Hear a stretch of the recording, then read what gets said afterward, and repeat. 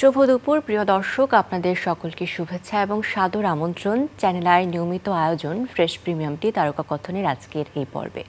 তারকা কথনের সেটে সবসময় আমরা আনন্দ আয়োজনে অংশ নিই, আমাদের আমন্ত্রিত অতিথির সাথে, তারকাদের সাথে বিভিন্ন আনন্দ বার্তা আপনাদের সাথে ভাগাভাগি করি, স্মৃতিচারণ করি, কোনো শিল্পীর কথা শুনি। তবে আজ তারকা কথনের সেটে এই শুরুটা একটি শোক বার্তা দিয়ে শুরু করতে চাচ্ছি। আপনারা জানেন, গতকাল আমাদের ছেড়ে চলে গেছেন বাংলা চলচ্চিত্রের শক্তিমান অভিনেতা প্রবীর মিত্র। আমরা হারিয়েছি জনপ্রিয় বাংলা চলচ্চিত্রের অভিনেতা প্রবীর মিত্রকে। তার প্রতি চ্যানেল আই পরিবারের গভীর শ্রদ্ধাঞ্জলি। প্রবীর মিত্র ছিলেন একজন বাংলাদেশি চলচ্চিত্র অভিনেতা। 5 দশকের কর্মজীবনে তিনি 4 শতাধিক চলচ্চিত্রে অভিনয় করেছেন। 1969 সালে জলছবি চলচ্চিত্রের মাধ্যমে তার চলচ্চিত্র জগতে অভিষেক ঘটে এবং চলচ্চিত্রটি 1971 সালে মুক্তি পায়। তিনি তিতাস একটি নদীর নাম, চাবুক সহ কয়েকটি চলচ্চিত্রের প্রধান চরিত্রে অভিনয় করেন। সর্বশেষ প্রধান চরিত্রে অভিনয় করেন রঙিন নবাব সিরাজউদ্দৌলা চলচ্চিত্রে। পরবর্তী সময়ে তিনি চরিত্রাভিনেতার দিকে মনোযোগী হয়ে ওঠেন। 1982 সালে তিনি বড় ভালো লোক ছিল চলচ্চিত্রের জন্য শ্রেষ্ঠ পার্শ্ব চরিত্রে অভিনেতা বিভাগে জাতীয় চলচ্চিত্র পুরস্কার লাভ করেন। এছাড়া তিনি 2 বার পার্শ্ব চরিত্রে বাদশাহ পুরস্কার অর্জন করেন। 2018 সালে তাকে জাতীয় চলচ্চিত্র পুরস্কারে আজীবন সম্মাননা প্রদান করা হয়। তার স্মৃতির প্রতি আমাদের অতুল শ্রদ্ধা। তিনি যেখানেই থাকুক, ভালোই থাকুক। আচ্ছা, আমরা শুরু করতে চাই আমাদের আজকের আয়োজন। আমাদের আমন্ত্রিত অতিথি হিসেবে যিনি আছেন তার সাথে পরিচয় করাবো। সাথে আছেন আমাদের ভীষণ প্রিয় একজন মানুষ, অভিনেতা, লেখক, অনুবাদক খায়রুল আলম সবুজ। শুভেচ্ছা আপনাকে। আমার তারকা কথনের সেটে অনেক গল্প করি, অনেক স্মৃতিচারণ করি, যেমনটি শুরুতেই বলছিলাম। তবে জীবনের নিয়মে অনেকেই আমাদের ছেড়ে চলে যান। তবে তাদের চলে যাওয়াটাকেও আমরা ইতিবাচক হিসেবে ধরে নিই, কারণ তারা যে উপহারটি আমাদের দিয়েছেন, তাদের কাজ, সেগুলো আমরা আমাদের মধ্যে ধারণ করতে চাই। তেমন একজন মানুষ প্রবীর মিত্র। তার প্রতি আমাদের শ্রদ্ধা জানিয়ে আমরা পুরো আয়োজন আজকে শুরু করতে চাই। আমারও গভীর শ্রদ্ধা আছে প্রবীরদার প্রতি। কথা বলছিলাম চলচ্চিত্র, লেখালেখি, শিল্প, সাহিত্য, সংস্কৃতি, এই মূল জায়গা জুড়েই তো আমাদের এই আয়োজনগুলো সমৃদ্ধ থাকে। এবং আপনি এমন একজন মানুষ যে আসলে প্রতিটি সেক্টরে আসলে অবদান রেখেছেন বা পদচারণা হয়েছে। তবে বলছিলেন যে আজকে আমরা একটু সাহিত্যের দিকটা বেশি ফোকাস করব, সেই দিক দিয়ে কথা বলবো। আর সামনেই তো আসছে আমাদের অমর একুশে গ্রন্থমেলা, এখনই তো সেই প্রিপারেশনটা শুরু হয়ে গিয়েছে, ওটা নিয়ে একটু জানতে চাই। ওটার জন্য খুব আলাদাভাবে যে প্রিপারেশন নেওয়া হয়েছে বা হচ্ছে তা নয়। আমি আমার নর্মাল যে প্রসেস ওভাবেই করছি কাজ। তবে সামনে এগুলো থাকলে যেটা হয়, একটু তাড়াতাড়ি, একটু তাড়াহুড়া বেরোবে বা এই জাতীয় কিছু। এবার যেটা করেছি আমি, সেটা হল কি, আমার যে কোনো গ্রন্থ আছে সেগুলোর ওই প্রথম প্রকাশের পরে আর প্রকাশিত হয়নি। সেরকম আউট অফ প্রিন্ট অনেক বই আছে, তো সেগুলোর কিছু এবার আমি প্রিন্ট করাবো, মানে প্রকাশ করব। আর সাথে 2টো আছে আলাদা নতুন, সেগুলো। আর আমি আগের চেয়ে একটু বাচ্চাদের লেখার উপরে একটু গুরুত্ব দিচ্ছি। বাচ্চাদের প্রতি একটা দায়িত্ব আমাদের দেশের মানুষের, লেখকদের তো বটেই আছে। সেই জায়গা থেকে আমার মনে হয় ওদের জন্য আরো বেশি কাজ করা উচিত। আমি করেছি অনেক, আমি চেষ্টা করি। এটা আমার আড়ালের ব্যাপার আসলে, এটা মানুষ জানেও না। অনেকে আমাকে এখনো জিজ্ঞেস করে যে আপনি লেখেন নাকি। হ্যাঁ, আমি ওই রকমভাবেই চলি, অতটা বেশি মানে ওই সামনে যাওয়া টাওয়া এইসব আমার খুব একটা পছন্দ হয় না। আমি আমার মতো করেই থাকতে চাই। সেক্ষেত্রে মেলার জন্য আলাদা কিছু এই মুহূর্তে নেই। আচ্ছা, মেলার জন্য নয় কিছু নেই, তবে এই যে যাপিত জীবনে যেই কাজ, সেখানে অনেক কর্মব্যস্ততা থাকে, সকলের থাকে। আপনার ব্যস্ততা মূলত এখন কি নিয়ে আছে? আমার ব্যস্ততা এখন হলো গিয়ে জীবনযাপন নিয়ে। সে জীবনযাপনের ধরনটা এখন কেমন?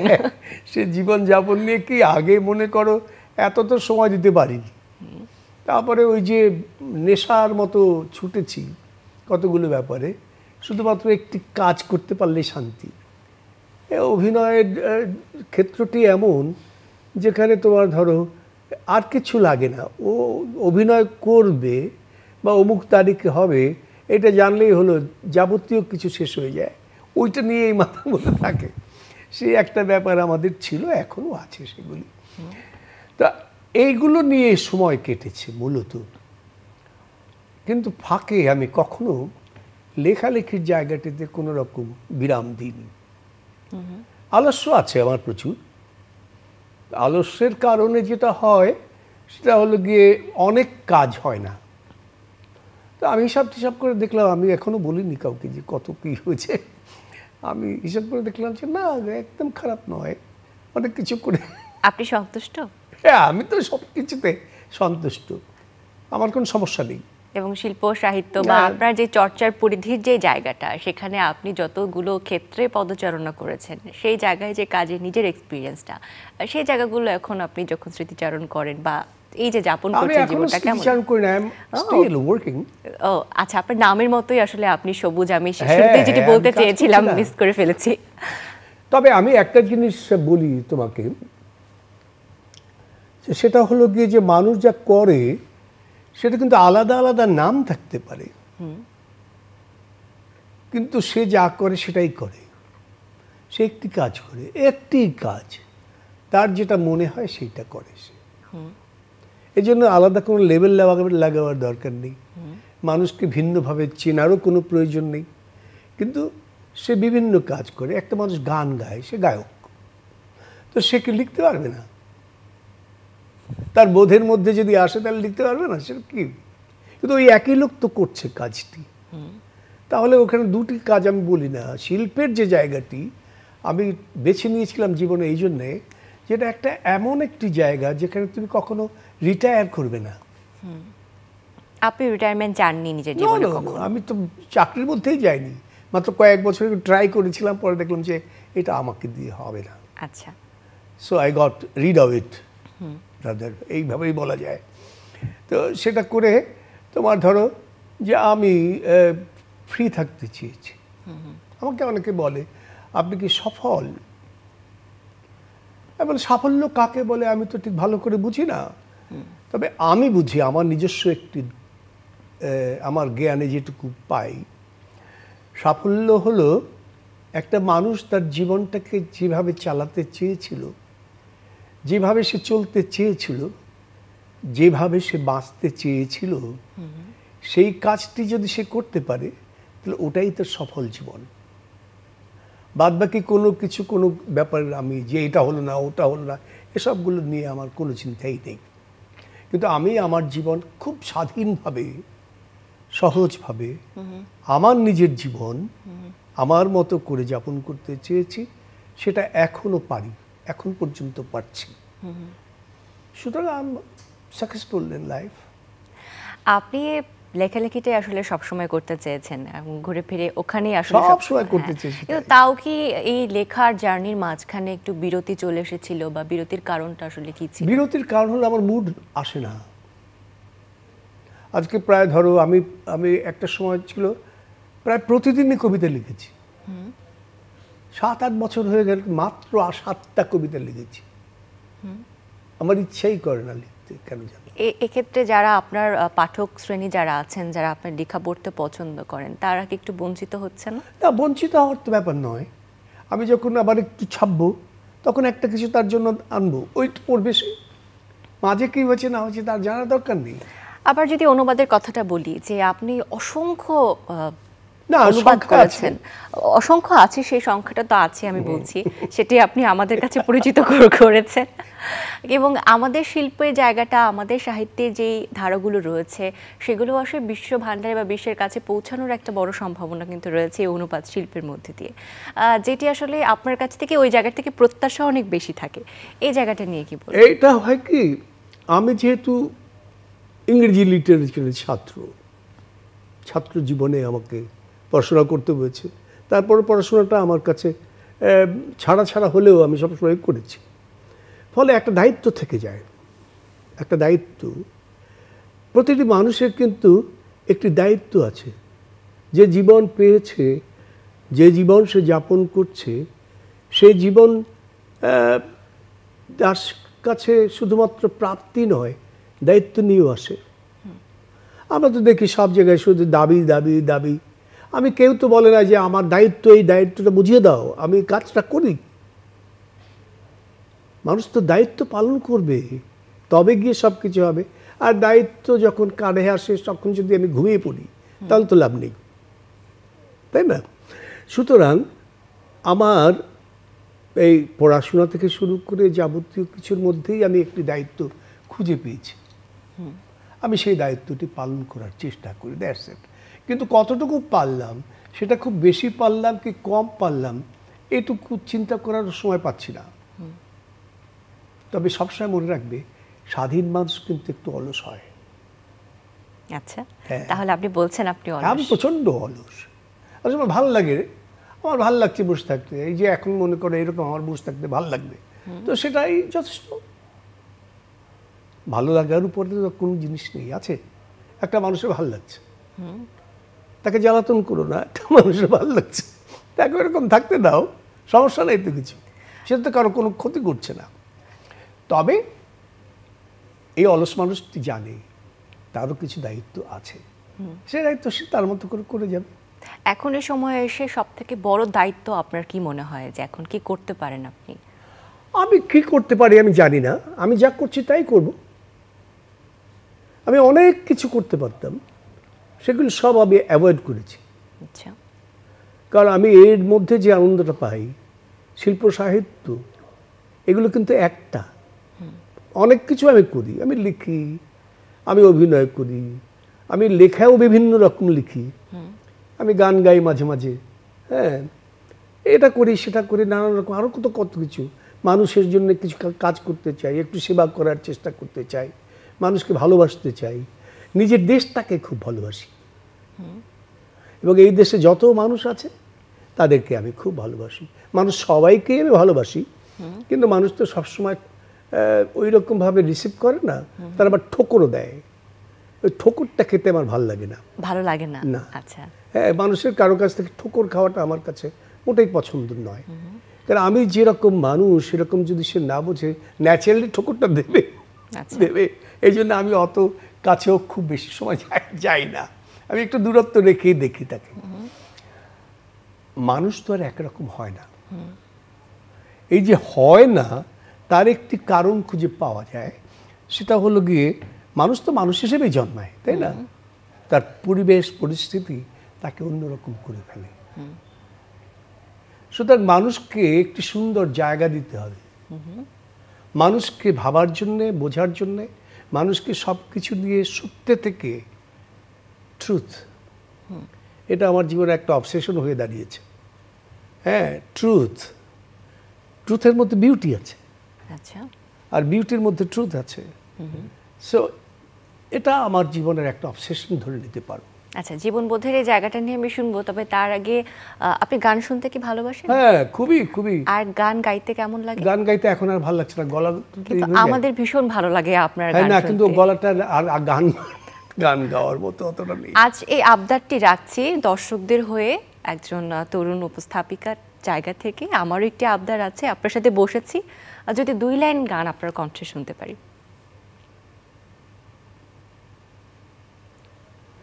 ও আমার দেশের মাটি, তোমার পরে ঠেকাই মাথা,